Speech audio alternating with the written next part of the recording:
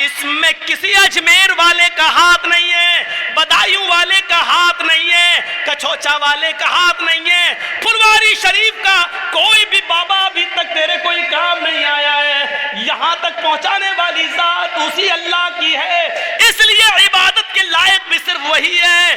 یہ پیشانی اس نے سب سے اوپر بنائی، یہ ماتھا اس نے سب سے اوپر بنایا، اس ماتھے کو سب سے اوپر بنانے کا سورہ فاتحہ کی 3 آیتیں ہی پڑھی ہیں، شاید میں چل پاؤں کہ نہ چل پاؤں ان 3 آیتوں تک۔ پہلی آیت دیکھیے آپ، اس زندگی دینے والے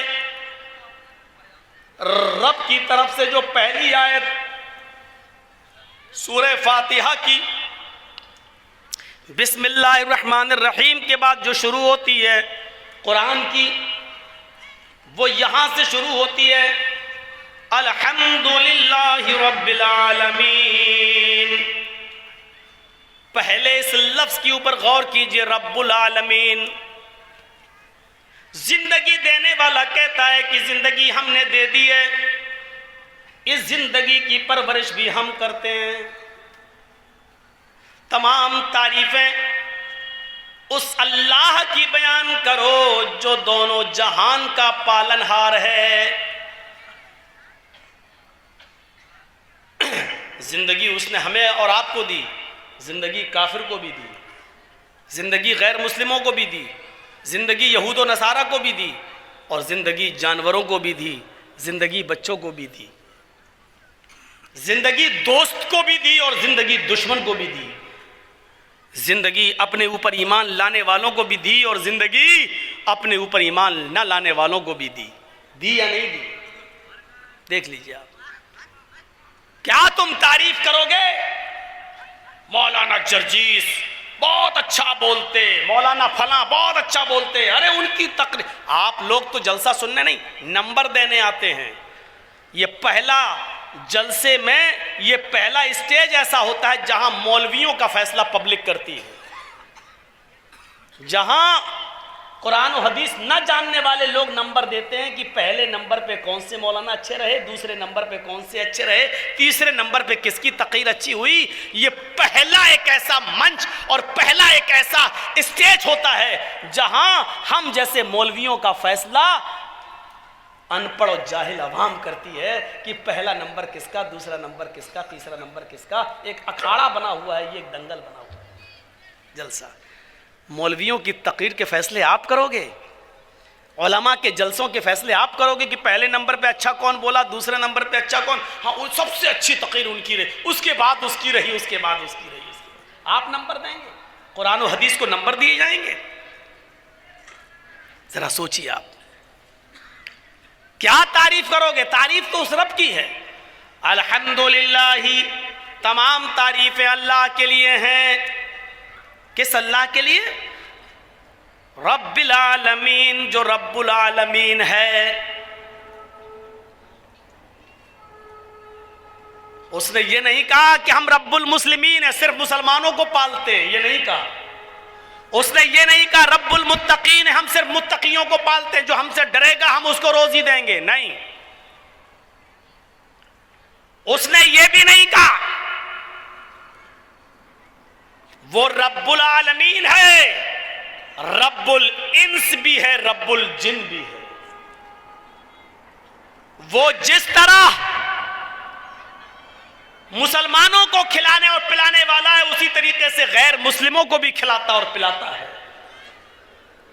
جس طریقے سے ہمیں اور آپ کو روزی اور روٹی دیتا ہے، اسی طریقے سے وہ یہود و نصارہ کو بھی روزی اور روٹی دیتا ہے۔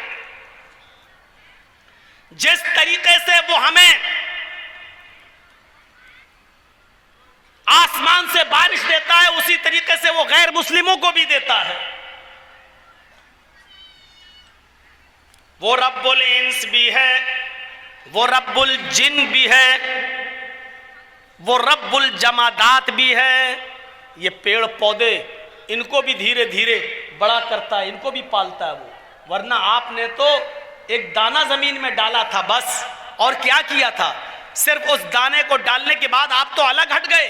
اس آم کی گٹھلی کو، اس آم کے بیج کو آم کے پھلوں تک پہنچانے والا، اور اس آم کے پیڑ کی بھی نشو نما کرنے والا اور اس آم کے گٹھلی اور بیج کو بھی آم کا درخت بنانے والا وہی رب العالمین تو ہے. اس لیے وہ رب الجمادات بھی ہے, رب النباتات بھی, رب نباتات بھی ہے. وہ اناج کو بھی پیدا کرتا ہے, پیڑوں پودوں کو بھی پروان چڑھاتا ہے. وہ رب جمادات بھی ہے. جمادات کا مطلب ایک چھوٹے سے ٹیلے کو پہاڑ بنانے والا بھی وہی ہے. ان کی بھی وہ پرورش کر رہا ہے. اگر زمین سے کوئلہ نہ نکلے, زمین سے پیٹرول نہ نکلے, زمین سے خزانے نہ نکلیں, تو آپ بتائیے کیا کریں گے؟ صرف ایک چیز سوچ لو, اگر اللہ نے زمین نہ بنائی ہوتی, مجھے بتاؤ کہ ہم آج کہاں ہوتے, کیا حیثیت تھی ہماری؟ صرف رب کی ایک نعمت پر غور کر لو, ساری نعمتیں ایک طرف رکھ دو, ساری نعمتیں ایک طرف رکھ دو, جبکہ اللہ کی نعمتیں اتنی ہے کہ تم گن نہیں پاؤ گے.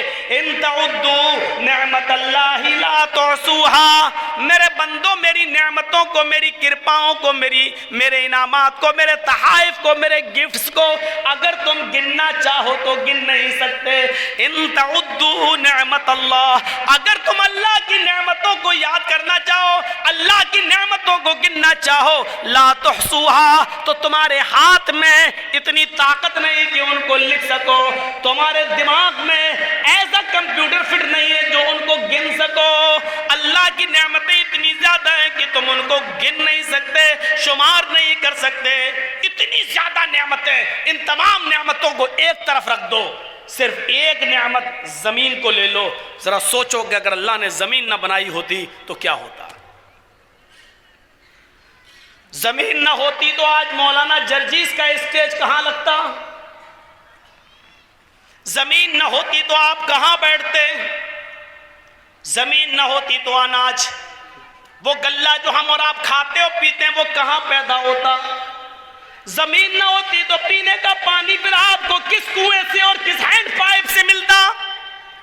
زمین نہ ہوتی تو ہماری فیکٹریاں کہاں ہوتی؟ زمین نہ ہوتی تو سفر کرنے کے لیے پھر بس اسٹاپ کہاں ہوتے؟ ریلوے اسٹیشنز کہاں ہوتی؟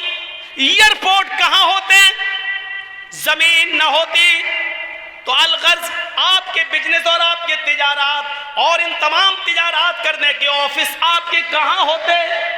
یہ الگ بات ہے کہ اللہ نے اتنی بڑی نعمت ہمیں زمین کی شکل میں دی, اب اس زمین کی چھاتی پر آپ ایک کرسی اور ٹیبل لگا کر لاٹری کے ٹکٹ بھی بیچ رہے ہو. آپ اس زمین پر جو اللہ کی نعمت ہے, آپ اس زمین پر افیم کی اور اس میں کی کھیتی بھی کر رہے ہو. اس زمین کے اوپر آپ چرس اور گانجا بھی بو رہے ہو, آپ براؤن شوگر کی کھیتی بھی کر رہے ہو. اس زمین کے اوپر شراب کے اڈے بھی آپ کھول رہے ہو. جو اللہ اس زمین کو ہموار کر سکتا ہے, ہمارے فائدے کے لیے بنا سکتا ہے, اس زمین کی چھاتی پر یہ گناہوں کے اڈے کھولنے والوں, تمہارے کاروبار کو قارون کے خزانے کی طرح اور قارون کے ساتھ قارون کی طرح تمہیں بھی دھسانے پر وہ قادر ہے. جس طرح قارون کو اس کے خزانے کے ساتھ زمین کے اندر دھسا دیا, ذرا شراب کے اڈے کھولتے ہوئے, لاٹریوں کے ٹکٹ بیچتے ہوئے, حرام کاروبار کے لیے افیم اور چرس کی کھیتی کرنے سے پہلے ذرا سوچو کہ اللہ رب العالمین کا ایک حکم ہوا, زمین اگر پھٹ گئی یا زلزلہ آ گیا تو ہماری حیثیت کیا ہے, ہم کہاں ہوں گے؟ کبھی آپ نے سوچا ہے جو اتنی بڑی نعمت دے سکتا ہے وہ اس نعمت پر قادر بھی ہے, وہ اس زمین کے سینے کو پھاڑ کر ہمیں قارون اور اس کے خزانے کی طرح ہمیں دھسانے پر بھی قادر ہے. کبھی سوچا ہے ہم نے؟ اس لیے ہمیشہ یاد رکھو, اللہ نے جب اگر یہ نعمت دی ہے تو اس نعمت کا استعمال بھی ویسے ہی کرو جیسے اس نے بتایا ہے. ایسا ہو سکتا ہے میاں اور بیوی ملے, حمل ٹھہرا, پانی کے اس قطرے سے پھر علقہ بنا, پھر مضغہ بنا, جمع ہوا خون بنا, پھر گوشت کا لوتھڑا بنا, پھر گوشت کے لوتھڑے میں ہڈی بنی, پھر ان ہڈیوں کے اندر گوشت ڈالا گیا, پھر انگلیاں بنی, پور بنے, تھڑکنے والا घुटना बनाए, पंजे बने, उंगलियां बनी, नाखून बने, दिमाग बना, और इस दिमाग में हजारों तारों का कनेक्शन डाला, दो दो चमकते हुए ट्यूबलाइट आंखों की शक्ल में दी। और ये सब कुछ देने के बाद 9 महीने के बाद बिल्कुल होशियारी के साथ एक तंग जगह से 2 किलो, 2.5 किलो और 3 किलो की बच्चे की शक्ल में मां के पेट से ये बच्चा जब बाहर आता है, तो जो अल्लाह इस 2.5 किलो के इस बच्चे को, जो अभी सोचने के लिए दिमाग काम नहीं कर रहा है, दिमाग लेकर आया है, लेकिन अभी इतनी अकल नहीं है, देखता है लेकिन अभी पहचानता नहीं है कि कौन माँ है, कौन बाप है, कौन भाई है, कौन बहन है। अभी भूख लगती है तो अंगूठों को मुंह में रख लेता है। जो अल्लाह इस मिजाज से और इस माहौल से बच्चे को माँ के पेट से निकालता है और खैरियत के साथ वो इस दुनिया में लाता है, तो क्या उस रब ने इस इंसान के बड़े हो जाने के बाद इसको जिंदगी कैसे गुजारी जाए, इबादत कैसे की जाए, अच्छे काम कैसे किए जाएं और बुरे काम कैसे न किए जाएं, उसे रोका जाए, तो क्या उस अल्लाह ने उसके लिए कोई इंतजाम नहीं किया होगा? जिस रब ने इस छोटे से बच्चे के लिए हवा का और पानी का और ग़िज़ा का इंतजाम माँ के पेट में किया है, और फिर उस उसूल और ज़ाब्ते से बाहर निकलने के बाद क्या वो अल्लाह उसको 15, 20 साल, 25 साल का हो जाने के बाद उसको बेयारो मददगार छोड़ देगा कि अब तुम अपनी मर्जी के मुताबिक जिंदगी गुजारो? ऐसा कैसे हो सकता है मेरे भाइयों? उस रब के उसूल के मुताबिक जिंदगी गुजारने के लिए उसने गाइडलाइन बनाई, और उसी को हम रिसालत कहते हैं, उसी को हम नबूवत कहते हैं। उसने रसूलों का सिलसिला चलाया, उसने नबियों का और पैगंबरों का सिलसिला चलाया। वलक़द बअसना फी कुल्लि उम्मतिन रसूलन, हमने हर उम्मत के अंदर, हर गिरोह के अंदर एक रसूल भेजा है, एक पैगंबर भेजा है, और उस पैगंबर ने, उस रसूल ने दुनिया में आने के बाद एक ही हुक्म दिया, अनेबुदुल्लाह, लोगों एक अल्लाह की इबादत करो, एक अल्लाह की रियाजत करो, अपनी पेशानी एक अल्लाह के सामने गुजारो।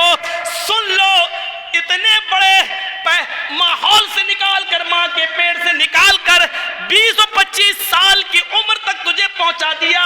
इसमें किसी अजमेर वाले का हाथ नहीं है, बदायूं वाले का हाथ नहीं है, कछोचा वाले का हाथ नहीं है, फुलवारी शरीफ का कोई भी बाबा अभी तक तेरे कोई काम नहीं आया है। यहाँ तक पहुंचाने वाली जात उसी अल्लाह की है, इसलिए इबादत के लायक भी सिर्फ वही है। ये पेशानी उसने सबसे ऊपर बनाई, ये माथा उसने सबसे ऊपर बनाया।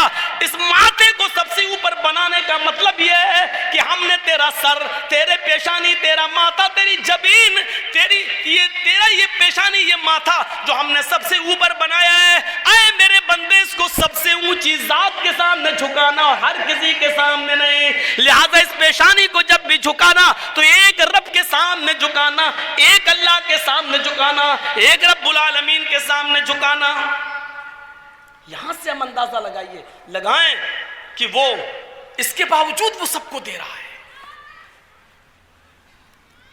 रब्बुल आलमीन है, बारिश भी बरसाता है तो सबको देता है,